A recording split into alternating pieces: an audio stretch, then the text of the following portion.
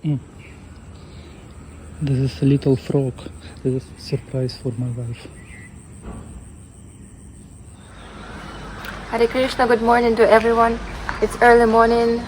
There is a sunrise time and we're doing japa after singing Mangalarati. And this is very happy time for me because I can feel this mode of goodness, the freshness and positive mood. So I recommend everyone to wake up as early as possible.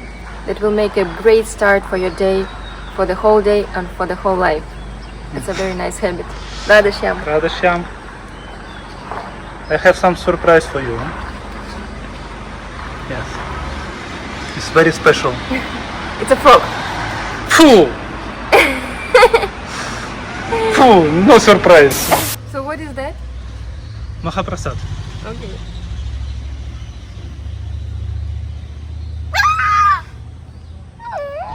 Hare Krishna, Hare Krishna, Krishna Krishna, Hare Hare, Hare Rāma, Rāma Rāma, Hare Hare. Very cute, tiny and obedient frog, and she doesn't afraid.